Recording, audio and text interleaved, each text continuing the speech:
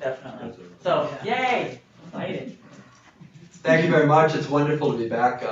It's hard to believe. It seems like it was only a few weeks ago, but time flies here. The weather's a lot nicer, though, than last time I was here. Hope that all is well with all of you. And what we're going to do over the course of our 6-part series is to look at the American experience in the Cold War, more or less picking up where we left off in 1945, at the end of World War II here. We're picking up now this series in the exact same year, and carrying it through in terms of this significant struggle between the historic nation of the Soviet Union and the United States. And talking in terms of the major characters and events throughout here, looking, for example, at the origins of the Cold War today, as well as getting into the Korean War, which is more commonly known as the Korean conflict, which happens during the presidential administration of Harry Truman, continuing on as well into the presidential administration of Dwight Eisenhower. The origins of Vietnam and the Vietnam War here, other things such as the Cuban Missile Crisis during the Kennedy administration in the early 1960s, and all the way up through the presidential administration of Richard Nixon and the ushering in of what was known as détente, this permanent lessening of tension between the United States and the Soviet Union. Now, when we think about the framework of the Cold War, we're probably more apt to remember the 1970s as well, and the 1980s, and the evil empire rhetoric coming forth from Ronald Reagan and his administration, as well as the events of 1989, with the formal end of the Cold War, the official death knell of the Cold War, with the destruction of the Berlin Wall and all of these nations in Eastern Europe being effectively free of communism. Well, certainly that was very, very significant. In fact, one could argue that 1989 was the most important year, most significant year of the entire 20th century.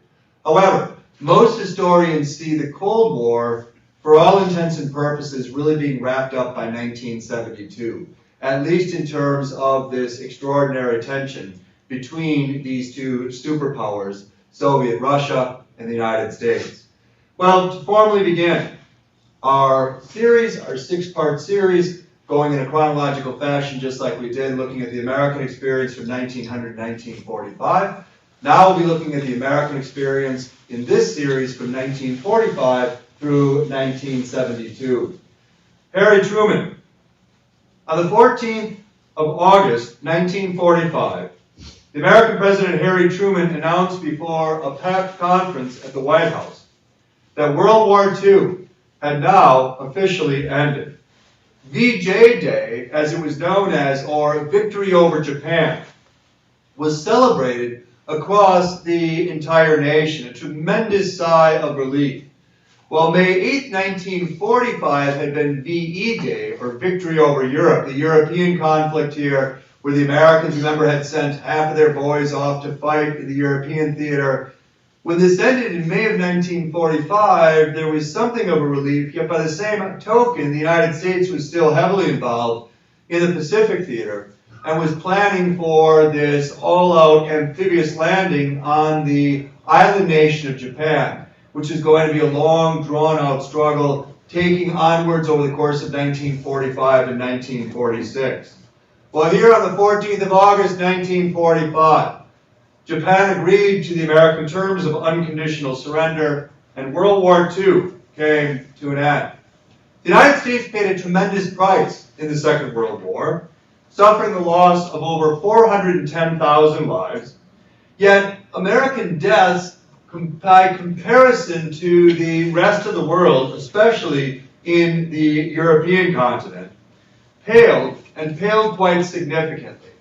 For as we may recall from our series last year, I should say earlier this year, but last winter, we were looking here at a war, World War II, that took the lives of 62 million people, making it the single most destructive event in all of human history, up to and including the present day. But even though the United States lost 410,000 lives, it paled by comparison as well, or I should say it was very significant, if you compare it to World War I. Well, 115,000 lives were lost in the First War, a war that went from 1914 to 1918, but really the American experience really started in 1917 and overall really lasted the final 6 months of that war. Many Americans here in 1945 were very concerned regarding the future. For first and foremost, Harry Truman. Harry Truman had very little foreign policy experience. The American population had become very accustomed to Franklin Delano Roosevelt and his countless fireside chats.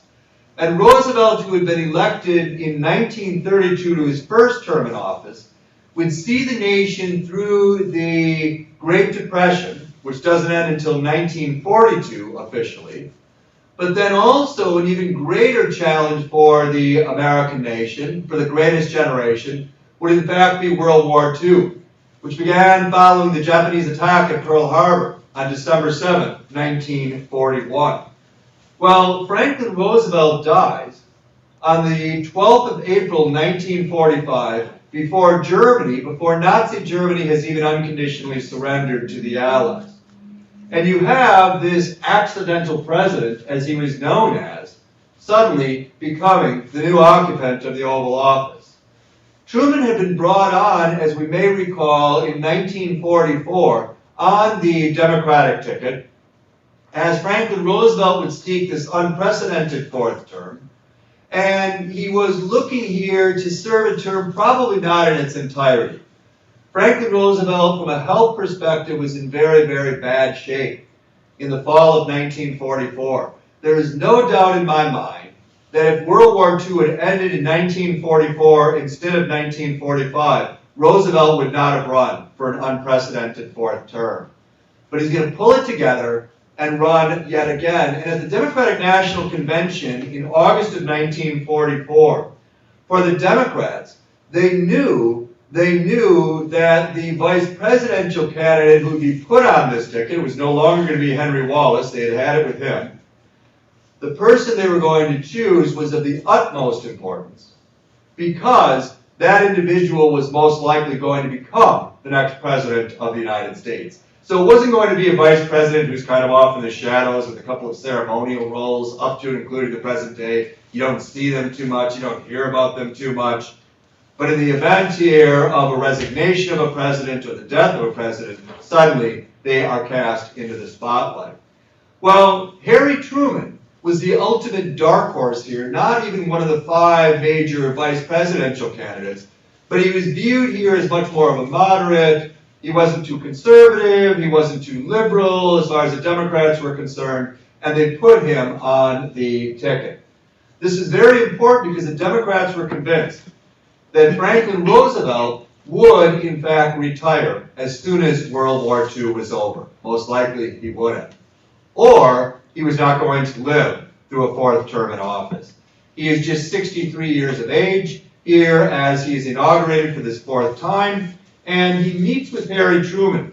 From the time here that the FDR-Truman ticket is going to be victorious in November of 1944 against the New York Governor Thomas Dewey, he meets with Harry Truman a grand total of 2 times. That's it. Truman is kept completely and utterly in the dark, right out across the board. Well, the concern here is you have this accidental president who most Americans had no idea of, this one-time Missouri senator, what he stood for, what he was all about. And furthermore, as human beings, we don't like change. Well, change comes about in the spring of 1945, and Americans are very concerned. They're very concerned here if, in fact, he is up to the task. There are other issues, other great concerns here in the summer of 1945. Don't get me wrong, there was a huge sigh of relief on the part of the greatest generation that this war is over. Yet by the same end, you've got this president with little experience, and economists here in 1945 in the United States are also very concerned. Because probably what pulled the U.S. out of the Great Depression more than anything else was the American entrance into World War II, which put the economy on a war footing.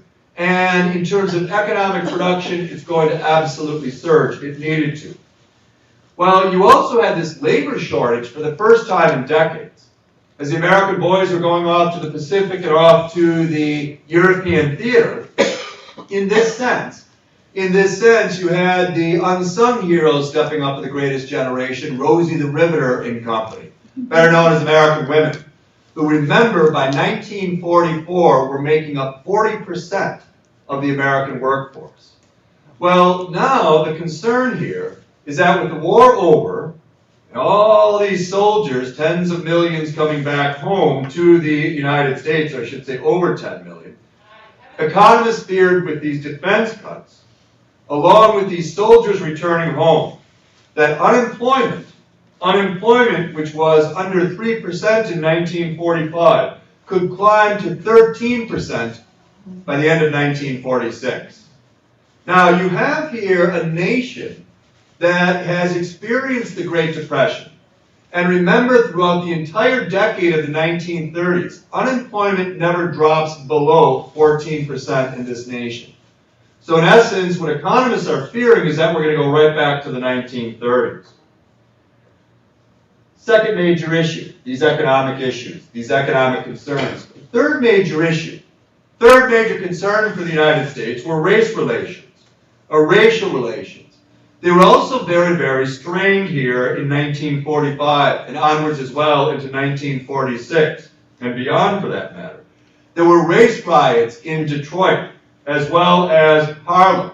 Most striking of all, as I introduced last time, you may remember, following the American invasion, D-Day, Normandy, celebrated here, I should say commemorated rather, earlier this week on June 6th. June 6, 1944. You have countless thousands of black soldiers here as part of the liberation. Remember, the U.S. Army was still segregated in World War II. Well, these black soldiers helped to liberate not just France, but also the City of Lights, Paris. And with the celebration here, Parisian women were coming out and hugging them and kissing them. This isn't something you'd experience in Georgia, and Alabama, and Mississippi, not in any way, shape, or form. And as far as these black soldiers were concerned, they put their lives on the line here for the United States as a nation. Yet now they're going to go back to the United States, back to the South, back to Jim Crow, back to the sharecropper existence, back ultimately to second-class standing, solely based on the color of their skin. And as far as these soldiers were concerned, we are not going to take this any longer. Well, you have here a strain going on, because the way things were going to be shook up. And ultimately, obviously, this is a very, very good thing. The way things were, with women making up 4% of the workforce in 1939, that's also completely shook up as well in the Second World War. What this ultimately would mean was not entirely clear. But the fourth grave concern here was in fact the introduction of this atomic age. 75% of Americans polled on August 20th, 1945, following the atomic bombings of Hiroshima and Nagasaki, August 20th, 1945, in a Gallup poll that was conducted, 75% of Americans supported the atomic bombings of these two industrial cities in Japan. There is no doubt whatsoever that this contributed in bringing about a more rapid end to World War II. As I made reference to in our earlier series, in a bit of an overlap, made reference to the fact that of Purple Hearts here that the U.S. government was putting forth, they were expecting well over 1 million American casualties. They were expecting well over 3 million Japanese deaths in the event here of this mainland invasion. And because of the U.S. and British and Soviet policy in World War II of unconditional surrender, Japan had no choice but to agree to the military occupation of these foreign forces, the United States here in the Pacific theater being the most prominent of them all. Well, what you have is this new superweapon, Harry Truman, that he knew absolutely nothing about when he became president of the United States in April of 1945 and knew nothing of the research. Franklin Roosevelt had kept him completely in the dark regarding the situation. Truman decides to use this new superweapon in the hopes that it would bring about a more rapid end to the war. And it does. How big of an impact it had, that's still debated up to and including the present day. But what you find is a situation that you have here with this new superweapon, the atomic age, this age of anxiety being formally ushered in. It led to a grave concern on the part of the American public that the next war, or World War III, would in fact be an atomic war or a nuclear war. So it has here this sense of World War II, a tremendous destructive capability that human beings also display. Time and time again. I can say one thing with the utmost of sincerity. Obviously, technology has changed. Look at this. This is pretty impressive. Right? Just in terms of typing in a code, no wires, no anything here, and we're up and running. Perfect. However, that's just one example. I can also assure you that over the course of 5,000 years of recorded history, human nature hasn't changed much for the better. We all have many good characteristics. We all carry a great deal of negative. And we see this in this horrific event coming forth, this war that ends with 62 million deaths. 90% of them are civilians. Albert Einstein was up. In the fall of 1945, a great German Jewish scientist who is going to become an American citizen here a short time later. He's thrown out of Germany by Hitler and the Nazis in the 1930s. He was asked here how he thought World War III would in fact be fought. And Einstein's response was, I'm not sure how World War III is going to be fought on this planet, but I do know how World War IV will in fact be fought. It will be fought with sticks and stones because that's all that's going to be left. End quote. Not exactly uplifting by any stretch of the imagination. Well, what you have though by the same end, just as though human beings, we love to worry, we love to fret, it's what makes us human after all, there's also an extraordinary amount of good here in 1945, especially from the standpoint of the United States. Henry Luce, in 1945, of Time magazine, referred to the 20th century, referred here to the 20th century as the American century. The American century. Walter Lippmann, a well-known columnist for the New York Times, stated the following in 1945, and I quote, "What Rome was to the ancient world, what Great Britain has been to the modern world, America is to be to the world of tomorrow." End quote. You have this greatest generation that remember in terms of the three great challenges in all of American history up to and including the present day, the Civil War, 1861 to 1865, the Great Depression, 1929 to 1942, and World War II in the American experience, 1941 to 1945. Two of the three they are front and center for. And they will rise to this extraordinary challenge. Well, the net result is you have this nation that emerges from World War II, the only nation in the world on either the defeated Axis power side or the victorious Allied power side that emerges not only unscathed, virtually, it also emerges here more powerful, more prominent than ever before. The economic growth of the United States was nothing short of stunning. My favorite statistic of all in any history presentation I've done over the years is as follows from the American experience standpoint. In 1945, the United States made up 6% of the world's population. It controlled 63% of the world's industrial output and 75% of the world's capital. So in other words, of $4 floating around planet Earth and the entire globe, the Americans own 3 out of those $4. Never before in the course of human history would one nation so dominate the globe in the manner in which the United States is going to dominate here the globe. A domination that really began in 1915, remember, from our presentation, our series earlier this year, but is going to reach here the stratosphere starting in 1945. It is called a superpower. I'd say that is inaccurate to refer to the United States in 1945 here as a superpower. I would prefer instead the French term a hyperpower, meaning that it is 10 times more powerful than a superpower. It is in a league here formally all its own. Now, this domination, you could say, well, 1945. 1945, Europe is virtually flattened. Asia is completely destroyed as well. There's that vacuum. The United States here is not going to experience much damage at all. Yes, loss of life. But from the standpoint of industrial output, it's just going to reach unbelievable levels. It's never going to be invaded. It's going to have here a situation that it's sitting very pretty, putting it mildly. Well, other nations will catch up. Well, if you look at it, the following statistic, it's going to be a long, long time before anybody's even careful or even close to being in the same league. Take into consideration the following. By 1955, 10 years after World War II has come to an end, the United States represented 50%, it represented here 50% of the world's manufacturing output. 50% of the world's manufacturing output.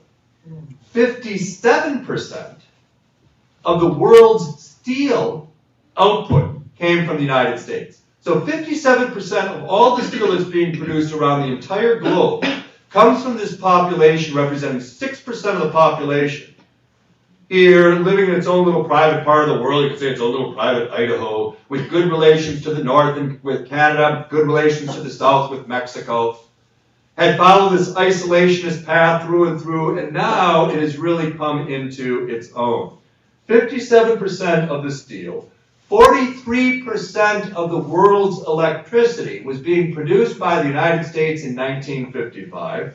62% of the world's oil was being produced by the United States in 1955, and 80% of the world's automobiles. The Americans and their love of the car, the automobile.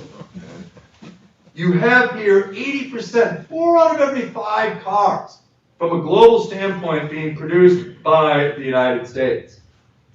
In 1949, per capita income in the United States was $1,450. $1,450. But in the rest of the nations of the world, in other words, who would be in the 2, 3, 4, 5, and 6 top spots, which were respectively Canada, Switzerland, Great Britain, Sweden, and New Zealand, all those nations had a per capita income between $700 to $900 here each year. Okay? The U.S. is almost at $1,500 per person per year. Unemployment in the United States at the end of 1945 is also stunningly low, 1.9%. Well, by 1948, this great fear that unemployment is going to soar to 13%, oh God, we're going to hell in a handbasket, didn't happen. 3.8%. 3.8%. You have this romanticizing of this time period as well. And much of it is also due to this drop in crime. Politicians in the present day, they're running this. I'm tough on crime. I'm against raising your taxes. And I'm also anti-drug. I'd like to see one person run on something of the opposite of that across the board. Really, that's something new. Well, crime in the United States here had dropped and dropped significantly. Had dropped here, it had dropped 50%. From the years 1941 to 1945. Fantastic. Absolutely fantastic. So you have this romanticizing going on across the United States, especially when we get to the 1960s and crime escalates, and escalates quite strikingly here, as we'll also see in this series, looking at U.S. domestic policy. But the irony of ironies here is that what's not taken into account is you've got over 10 million men who are overwhelmingly engaged in crime, okay, in the Pacific theater or the European theater. Okay? So they're not here to commit here a lot of crime, so that's the reason why it actually dropped. So it's this romanticizing, the good old days, whereas the reality could easily be explained away. And it's also interesting to note that the 1940s, this surge that's going on that I've been explaining, it's going to continue into the 1950s. It's going to continue into the 1960s. As we'll also see. The most prosperous decade of all in American history happens in the 1960s. it's in a league all its own. You have this severe disequilibrium of wealth that we're seeing growing to the all-time greatest proportions in this nation in the present day. In the 1960s, it was the closest ever. Unemployment was also very low. And we think about this time as a time of turbulence, the Vietnam War, the civil rights struggles, assassination of John Kennedy, Robert Kennedy, Martin Luther King Jr., etc. Yet ironically, it is also the peak of the peak in terms of overall standard of living, quality of life across the United States. Well, for the U.S., what's really going to play a major role in terms of impacting American society for the better is the GI Bill of Rights. Franklin Delano Roosevelt, as President of the United States, considered to be the greatest Democratic president in all of U.S. history. I would agree with that 100%. I would say he's the second best president in all of U.S. history, second only to Abraham Lincoln of the 19th century, a Republican. And what Roosevelt's attitude was, this blue blood aristocrat, his attitude here is that government should be there to help its citizenry, not big business. A hand up, not a handout, that he would stress time and time again. Well, other very wealthy Americans saw Franklin Roosevelt as this traitor to his class. We could say a lot of it was also politics, because quite frankly, who he was reaching out were the others, not the white Anglo-Saxon Protestant Americans. He was reaching out to Catholics, Jews, blacks, people here who were on the fringe of American society in the 1920s and the 1930s, and trying here to make life better. They became very, very loyal here, especially Jews and blacks, to the Democratic Party over the course of the 1930s and beyond. Well, for Roosevelt, he had this much, much larger vision from the standpoint of long term. And he also believed firmly that education would be the key for American success into the future. And the Democrats and Republicans, though shockingly they weren't getting along in the 1930s and the 1940s, nevertheless they came together to pass here in 1943 the GI Bill of Rights. The GI Bill of Rights. And the GI Bill of Rights here basically is going to first and foremost blow the doors wide open on higher education. To give you an example in terms of the impact that this has across the board, it has a truly revolutionary change here in education. In 1940 in the United States, just 33% of the population over the age of 25 had attended school past the 8th grade. Just 33% of the population.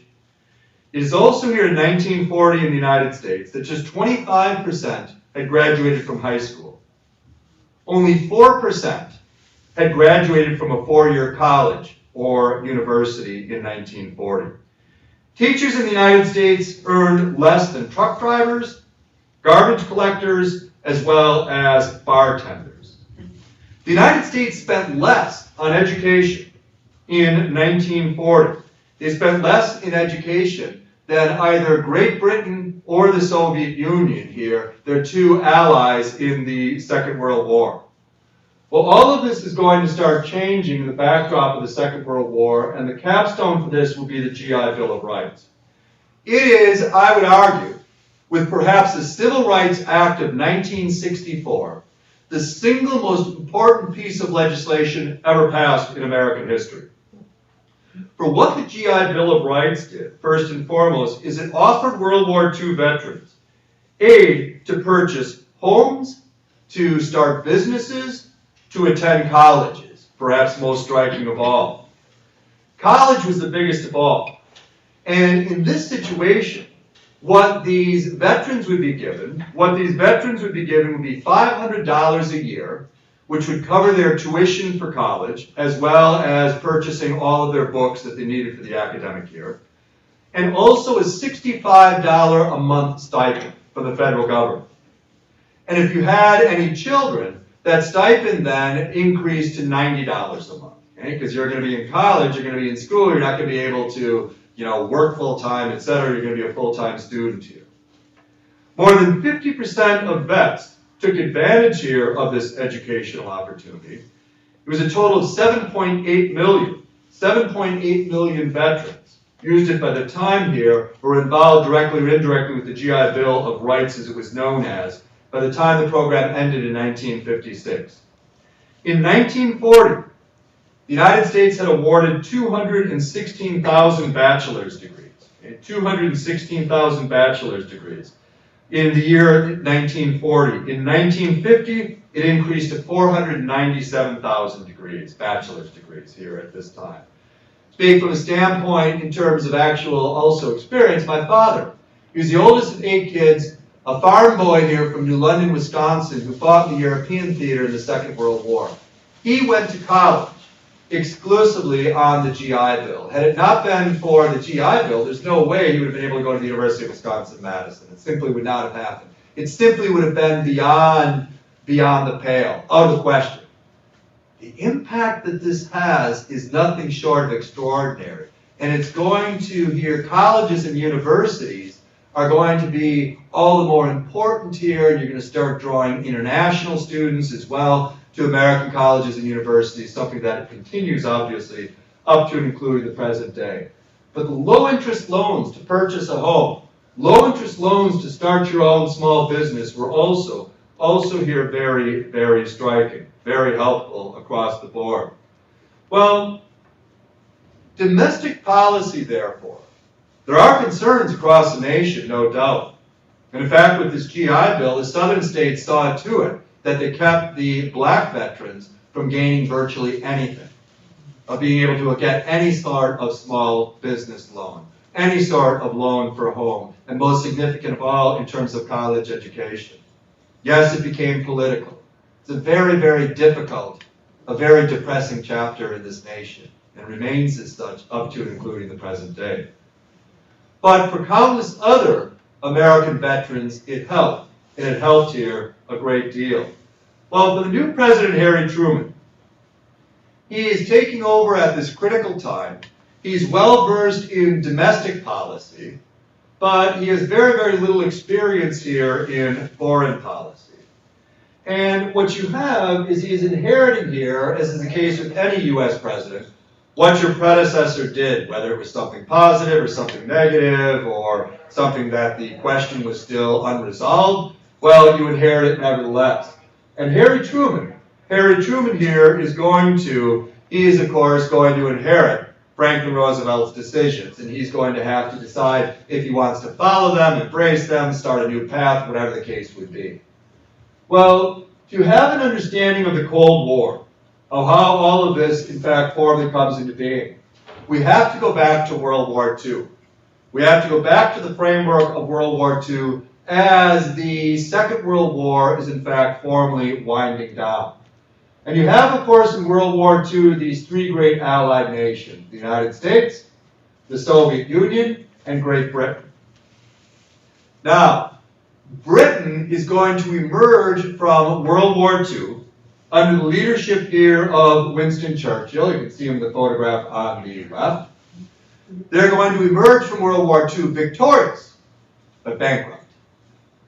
The 19th century, which was the British century through and through, the world's largest empire from sea to shining sea, the sun never set on the British Empire. Well, in 1945, Churchill knows, British politicians, governmental figures know they've got to start dismantling this empire. It's over. And they are going to be wise to tie themselves as close as possible to this up-and-coming superpower, the United States, which has clearly arrived.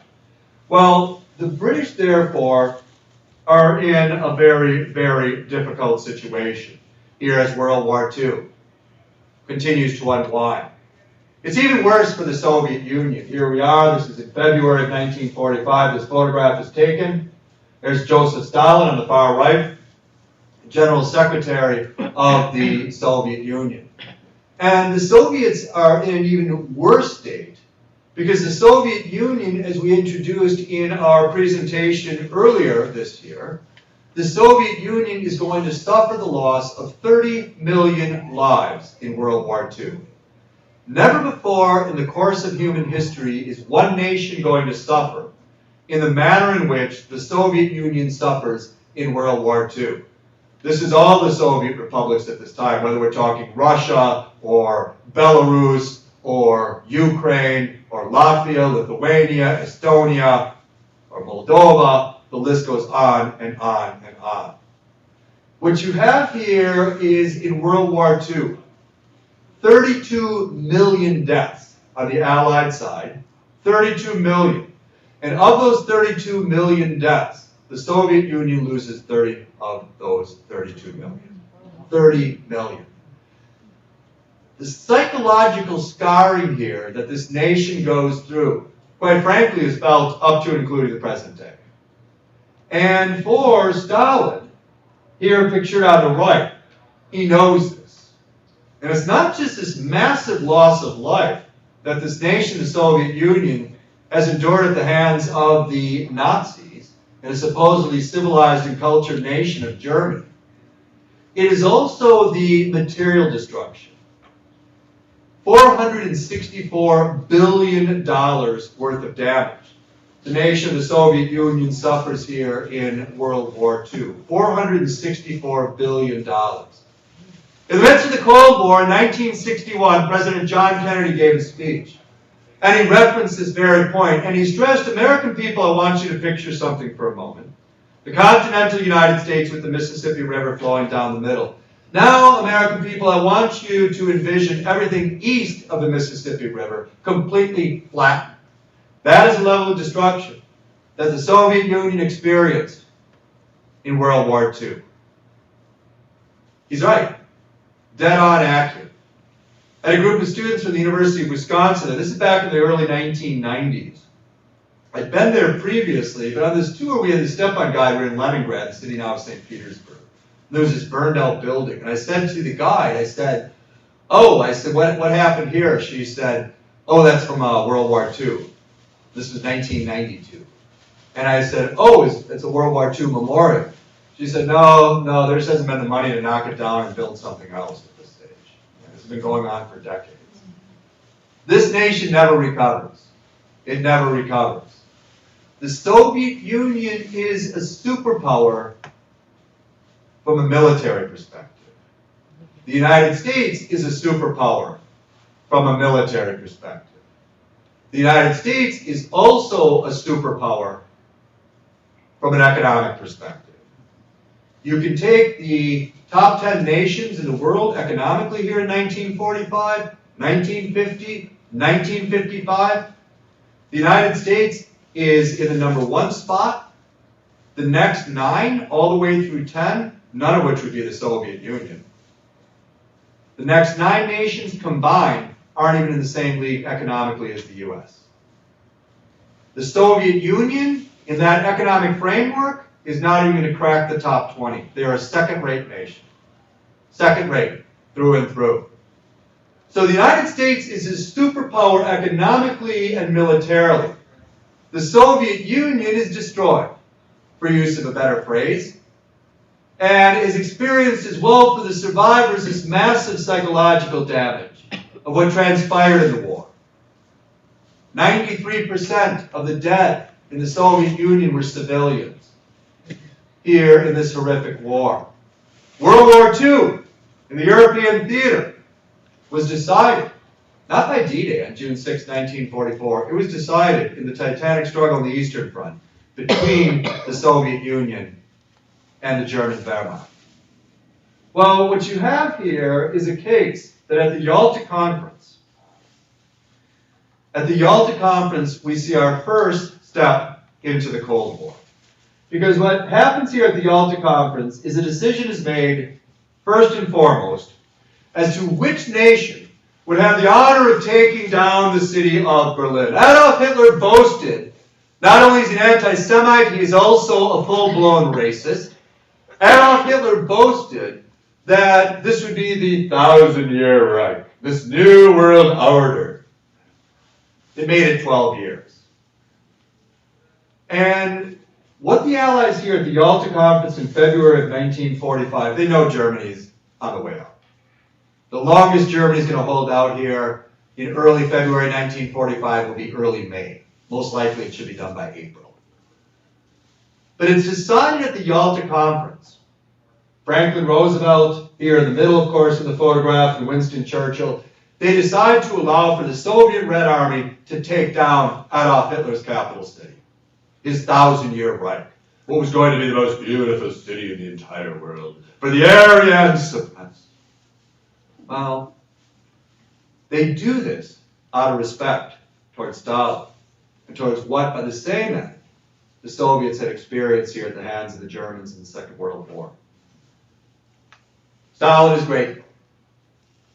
The second major point of discussion here at this Yalta Conference in 1945, the second major issue here to sort out is what the post-World War II world will in fact look like. What is the post-World War II world going to look like? And when this comes up, because the question is, what do we do with Germany? Well, Germany's got to cease to exist. It's unconditional surrender. They're going to be militarily occupied by the Allies. Japan has to cease to exist. Italy, for all intents and purposes, is already out of it. Mussolini's long gone. And the question becomes, what do we do in terms of large picture? We went through a war, World War I, that took the lives of 15 million people. 20 years later, we have another world war. This one took the lives of 62 million people, or it's going to take the lives of 62 million. How do we prevent this in the future? What can we do? And Joseph Stalin speaks first in the second issue of what the post-World War II world should look like. And Stalin said, I have one demand and one demand only. And my one demand and one demand only is to, in fact, have friendly governments towards the Soviet Union across all of Eastern Europe. Franklin Roosevelt and Winston Churchill and their respective delegations here at Yalta, they were curious in terms of what exactly does that mean, friendly governments. Joseph Stalin responded, Soviet satellite states, communist states, call them what you want.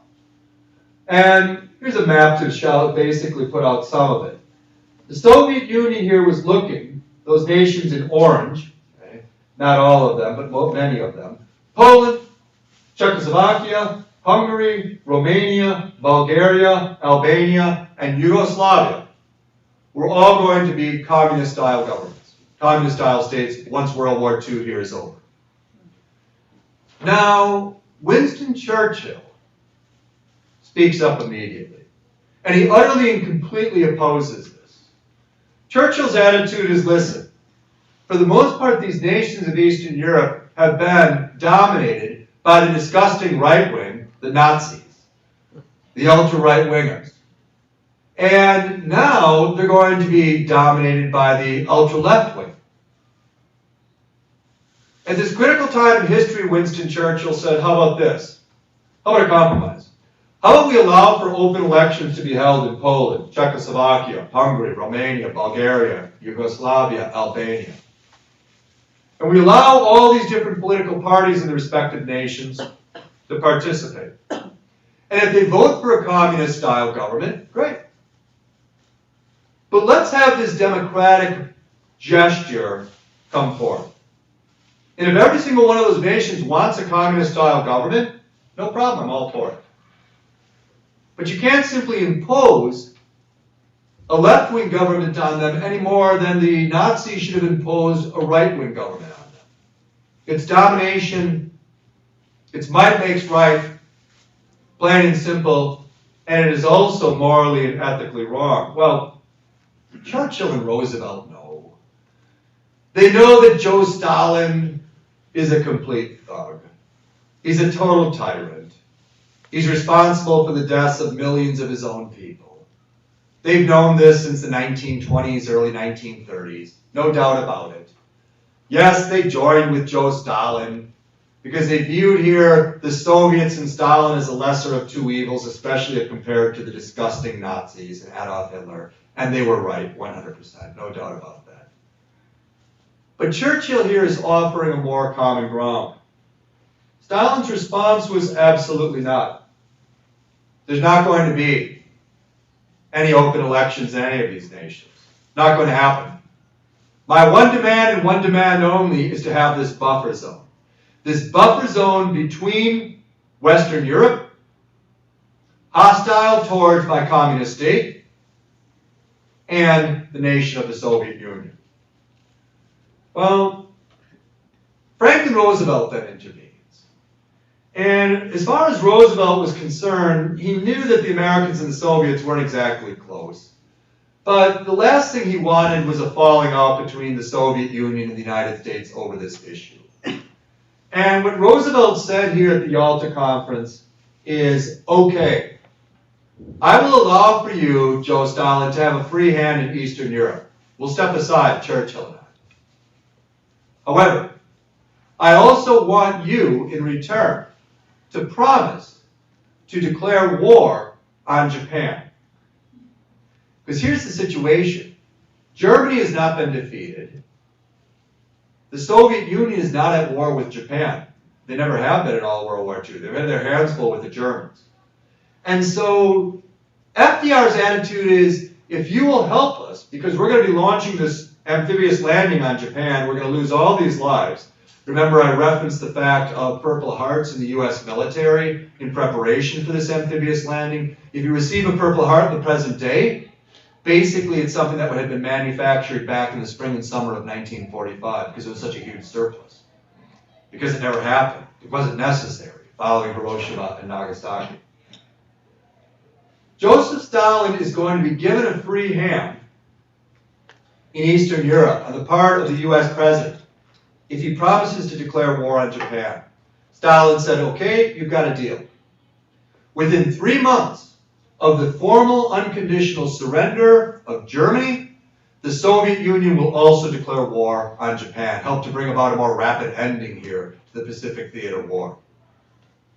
The Yalta Agreement, as it is in fact known, is oftentimes argued by detractors that Franklin Roosevelt, who at the time has just turned 63 years of age, if you see actual film footage of him, he is not in good shape in any way, shape, or form. He looks more like he's about 30 years older. He's smoking a cigarette here, which didn't help matters. Right? He smoked 3 packs of cigarettes the better part of his life. He cut down to 1 pack. But he is not doing well. 100% though, he knew exactly what he was doing. When he returns from the Yalta Conference, he tells Eleanor about this. And he said, I don't like this. I don't like the Yalta Agreement at all. But we need the support, we need the help of the Soviets to bring about a more rapid ending of the war against Japan. They promised to do that. And by the same end, I think in the post-World War II era, there can be cooperation between our two nations. I'm very, very confident of that. Well, just a few weeks after saying this to Eleanor Roosevelt, Franklin suffers a massive stroke and he dies on April 12, 1945. He'll be replaced then by his by his vice president, Harry Truman. Well, when Harry Truman here finds out about this Yalta Agreement, as far as he's concerned, his attitude is, well, no way. It's not going to happen. The Soviet Union needs to get out 100% of Eastern Europe. This war here in Europe isn't over. They've got the Soviet Red Army positioned in all these nations in Eastern Europe. Absolutely not. Not going to happen. Truman asked, in terms of Roosevelt's cabinet members here in April of 1945, what did Winston Churchill think about this? And they responded, well, Churchill was completely opposed to it. Truman said, well, I would agree with Churchill, 100%. To which FDR's cabinet members here tell the new president that, listen, this was the agreement that was made. Truman's response was, I'm not Roosevelt. I'm my own person. And for the Soviets here, what they need to do, and what they're going to do, is withdraw from Eastern Europe. Not only here were the Soviets, formerly in Eastern Europe, they were also here along their border a little bit further into Asia, in the Middle East. They are also here occupying 80% of the nation of Iran. Iran at this time is heavily controlled by the British government. It's not a British colony, but the British economic interest here, the AIOC, the Anglo-Iranian Oil Company, is very, very prominent. Well, as World War II here comes to an end, in Europe, what happens is Truman sends word to the Soviets to back out of Eastern Europe, to withdraw. The Soviets ignore it. He then sends word to the Kremlin in Moscow, to Joseph Stalin, to withdraw from Iran. What do the Soviets do? They withdraw. It wasn't part of the Yalta Agreement in any way, shape, or form. Well, Harry Truman's attitude is if they can withdraw here from Iran, they can also withdraw from Eastern Europe. Well, it doesn't look like that's going to happen. And you have this tension here between these two military superpowers, these two World War II allies. Harry Truman and Joseph Stalin will meet with Winston Churchill in July of 1945 at the Potsdam Conference. Germany has unconditionally surrendered. The only Axis power that's left is Japan. And it was a bit of a tense environment here, especially between Truman and Stalin. And what happens is the Soviets had promised to declare war on Japan within 3 months of the defeat of Germany. The Americans launched an atomic strike against Hiroshima on the 6th of August, 1945, and the Soviets, just 2 days later, declare war on Japan, August 8th, 1945, 3 months to the day, just as they promised. On August 9th of 1945, the United States drops the second atomic bomb on Nagasaki, and the Japanese agreed to the terms of unconditional surrender, provided they can keep their emperor, Hirohito, who's more symbolic power than anything else, formally on the throne. The Americans agreed, and the war comes to an end. But for Harry Truman, his great obsession here, as World War II ends, is the Soviet domination of Eastern Europe. And the problem for the new president is that he begins telling the American public, he begins telling here the greatest generation, that this threat is very real. It is very real. And we have to stand up to the Soviets. Well, the problem for the greatest generation is the sense of, okay, listen, we lived through the Great Depression, 1929 to 1942. And then we got hit by World War II, 1941 to 1945. It is now a war that has ended. It is the fall of 1945. We'd like to live here a normal life for a couple of decades before our earthly journey comes to an end. Thank you very much. We don't want renewed problems with our ally, the Soviet Union. And throughout all of World War II, the American media had been referring to Joseph Stalin as Uncle Joe. He's a good guy. He means well, despite the fact that, I mean this is the utmost of sincerity, he's a cold-blooded mass murderer, generally on his own people. A thug, a tyrant through and through. The evidence for that is overwhelming. But as far as the American population was concerned, we want to live our lives. We don't want any trouble. Gallup poll, Harris polls would also indicate that the vast majority of Americans here in the fall of 1945 into early 1946 believed that the Soviet Union could be trusted in the post-World War II era. They're looking to get on with their lives. Well, the question became one for Harry Truman of what to do. What to do, how to respond to this. And Truman had here a number of holdovers from Franklin Roosevelt's old cabinet, who all had a series of different ideas as to what the wisest course of action, in fact, would be. But what Truman is trying to do is he is trying to get the American public behind his campaign. They're not listening. Therefore, in March of 1946, he decides to bring in somebody that the American people certainly have a great deal of respect and reverence for, somebody they'd certainly listen to, and that was Winston Churchill.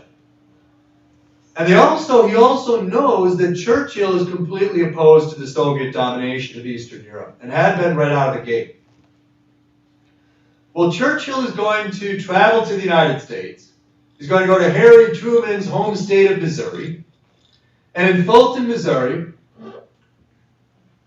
here in March of 1946, March 5th of 1946, Winston Churchill will deliver his famous Iron Curtain speech, to which Churchill will point to a map comparable to this one and will stress that from the Baltic to the Adriatic, an Iron Curtain has descended across Eastern Europe. And along with it carries death and treachery for all the inhabitants of this great land. Well, it's kind of a little bit of it's very Churchillian, very over the top. Harry Truman believes that this will pull the American population out of its doldrums, and in support of his get tough policy with the Soviets. It doesn't have any impact at all. As 1946 continues on to 1947, Truman continues to be very concerned. And Harry Truman is a consummate idealist. He's a consummate idealist overseeing the most idealistic nation in the world up to and including the present day, the United States. And from Truman's standpoint, from his perspective, this is immoral. This is ethically wrong, what the Soviet Union is doing. And in fairness, we'll talk about him in detail as the series continues, but in fairness, history sees Harry Truman in an incredibly positive light. Most presidential historians rank him as the 5th best president in all of U.S. history. I would agree with that. Harry Truman is a classic case example of a politician that the more you learn about him, the more you like him. That's very rare in politics, up to and including the present day.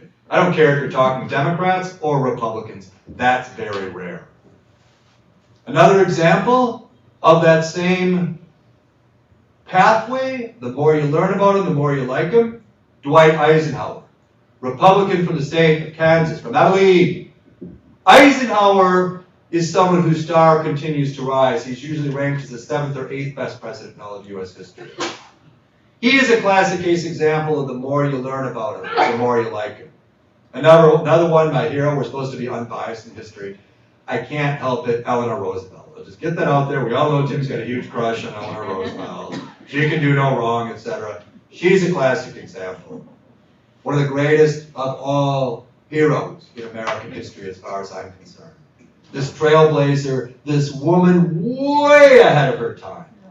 Classic example, the more you learn about her, the more you like her. Well, what we have here is Harry Truman. And Harry Truman is trying to rally the American public behind his cause. A year after the Iron Curtain speech, in March of 1947, he has another opportunity. And in March of 1947, so looking at the map, we have two nations here, Greece and Turkey. These two nations of Greece and Turkey in March of 1947 are experiencing, they're not communist nations, they're on the border here of the communist world, but they are experiencing here communist uprisings in Greece and Turkey, these insurrections.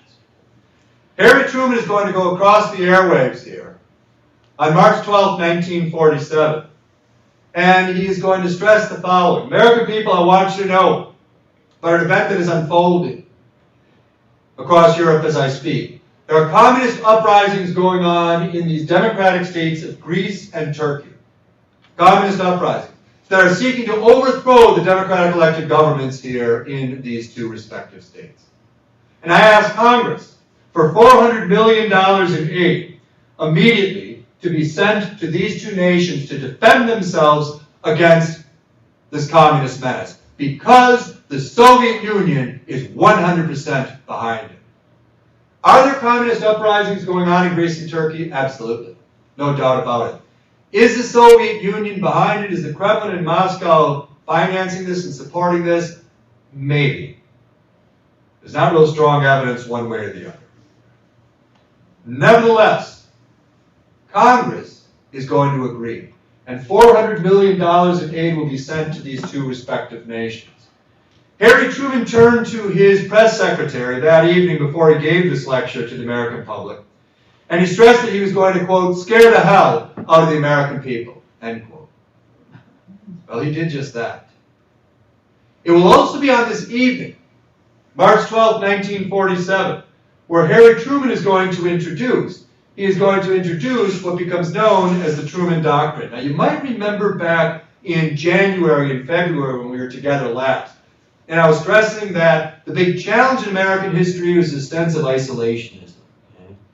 What happens here in the rest of the world, that's for the rest of the world to decide, not for America. Isolationism was dead, officially, in 1915. Absolutely, positively dead. It was dead in the 1930s. It was dead in 1941. It's dead in 1945. It's dead in the present day.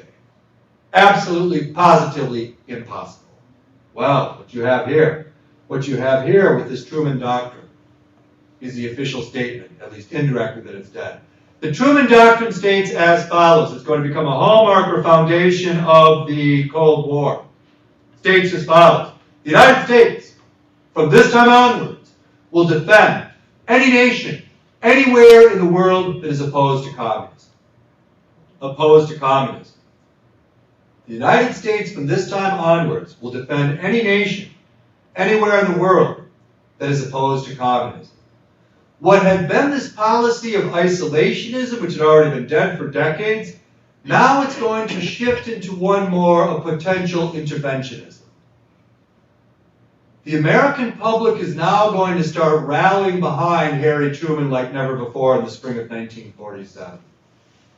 Behind the scenes, this gentleman that I just put up in our closing salvo here in part 1 is George F. Kennan, the pride of Milwaukee, Wisconsin. He was born and raised just off of Brady Street, the east side of Milwaukee. Well, George Kennan is brilliant. Absolutely brilliant. Attended Princeton University, is a student here of American foreign policy, is a leftover here from the Roosevelt administration, is a prominent advisor to Harry Truman. And what George Kennan stressed is as follows. You need to forget about Eastern Europe and the Soviet domination. What the Soviets fear, more than anything, is being encircled. Completely encircled. And what the United States needs to do here as a foreign policy from this time onwards is to follow a policy of containment. Encircle the Soviet Union, keep them locked in. They have Eastern Europe, let it go. But don't let them have any other territory, any other turf. Because eventually what's going to happen, in the words of George F. Kennan, the pride of Milwaukee, is because of the contradictions, the brutality, the thuggery of this nation of the Soviet Union, it is going to destroy itself from within. 1989 was the final death knell of the Cold War. George Kennan lives to be 101. He was alive in 1989 to see his prediction come true. What the United States is going to be following here at the end of part 1 of our 6-part presentation is this policy of containment, completely surrounding, completely encircling the Soviet Union. Now, you're not going to state this publicly, but this is something that Harry Truman is going to be consciously following. This is something that, by the same end, Dwight Eisenhower is going to be consciously following, his Republican successor, as well as the Democrat John Kennedy and onwards into Lyndon Johnson, etc. Contain this Soviet threat. They're paranoid of outsiders. They're freaked out about another invasion. Encircle them completely. Lock them in. Wall them in. This should be what U.S. foreign policy will, in fact, be all about. Well, following the introduction of the Truman Doctrine in 1947, this Cold War, or this relationship that had been there between these two nations, the U.S. and the Soviet Union, indeed, they made straight bed partners in World War II. There's no doubt about that. It's over. And the Cold War, more so, as 47 continues, will start to significantly heat up. And in part 2 of our presentation, we will continue on looking at 47 and 48, looking in particular here at the Soviet Union detonating its first atomic bomb, and the fall of the largest nation in the entire world, up to and including the present day, the nation of China, to communism in 1949, and what that ultimately means in the Cold War scheme of things. next. Thank you so very much. Thank you. Any questions at all? It's time for, we can go into the present day. This is Russia and Ukraine, which is also the biggest tragedy, quite frankly, we're living in European history, or modern Europe, since the end of World War II. Just an absolute tragedy. Where all of it's going to go, God only knows.